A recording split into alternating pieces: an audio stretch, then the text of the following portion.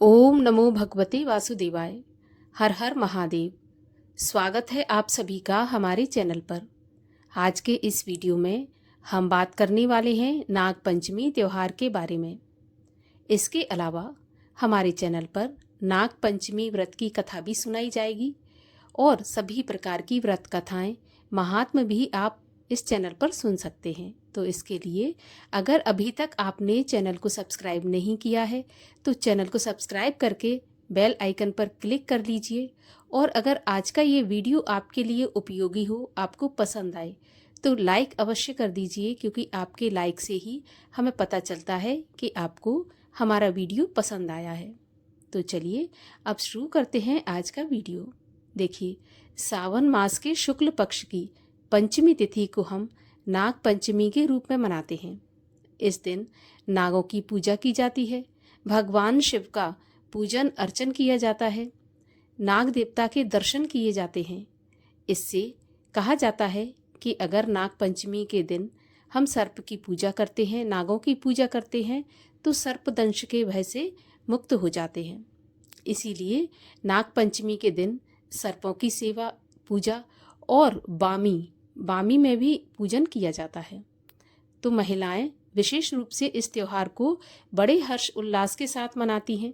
इस दिन बामी के पास बैठकर भोजन किया जाता है, झूले भी डाले जाते हैं, झूला झूला जाता है और बामी का पूजन करके बामी के पास बैठकर ही जो कुछ हम भोजन ले जाते हैं उसको भी वहीं पर बैठकर खाया जाता है।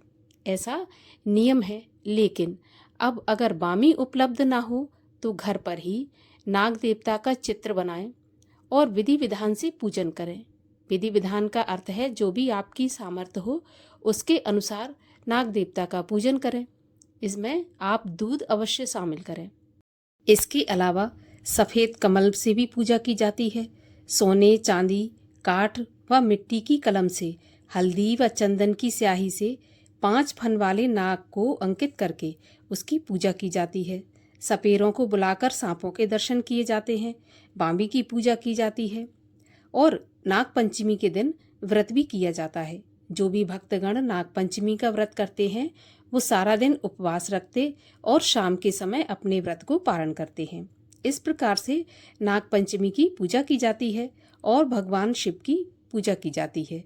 नाग पंचमी के दिन नाग पंचमी की कथा भी अवश्य सुनिए, वो भी निश्चित रूप से सुनी जाती है।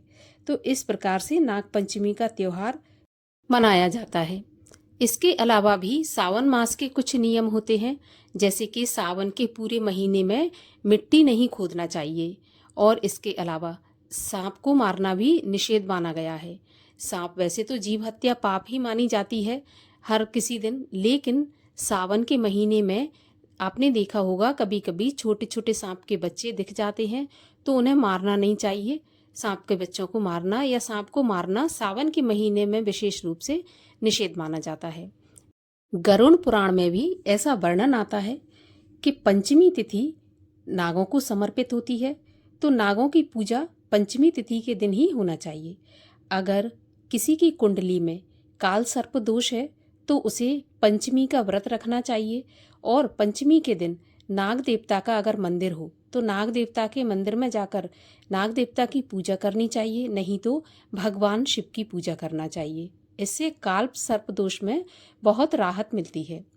इसीलिए पंचमी के दिन जो पंचमी तिथि है वो हमारे हिंदू धर्म में ज्योतिष के अनुसार नागों को ही समर्पित की गई है। तो शेषनाग आदि सर्पराजों का पूजन इसी दिन किया जाता है। तो आइए अब आपको बता देते हैं कि नाग पंचमी का त्यौहार साल 2025 में किस दिन मनाया जाएगा। तो देखिए, पंचमी तिथि का प्रारंभ हो जाएगा 28 जुलाई की रात में 11:24 पर और पंचमी तिथि की समाप्ति होगी 29 जुलाई की रात 12:47 पर। तो उदया तिथि के अनुसार नाग पंचमी का त्यौहार 29 जुलाई मंगलवार के दिन मनाया जाएगा। इसी दिन व्रत रखा जाएगा, इसी दिन नाग देवता की पूजा की जाएगी। नाग पंचमी के दिन राहु काल का समय रहेगा दोपहर में 3 बजे से लेकर 4:30 बजे तक। और हम सभी जानते हैं कि राहु काल के समय की गणना अशुभ समय में होती है, तो राहु काल के समय में आप कोई भी शुभ काम करने से या कोई भी दान पुण्य करने से बचें। राहु काल के समय में की गई पूजा हमें शुभ फल प्रदान नहीं करती है, तो इसीलिए हमें राहु काल के समय का विशेष ध्यान रखना चाहिए। चाहे वो किसी त्योहार की, व्रत की पूजा हो, यहाँ तक कि दैनिक पूजा जो कि हम रोज की पूजा करते हैं, उसमें भी हमें राहु काल के समय का विशेष ध्यान रखना चाहिए। तो आशा करती हूँ ये जानकारी आपके लिए उपयोगी होगी।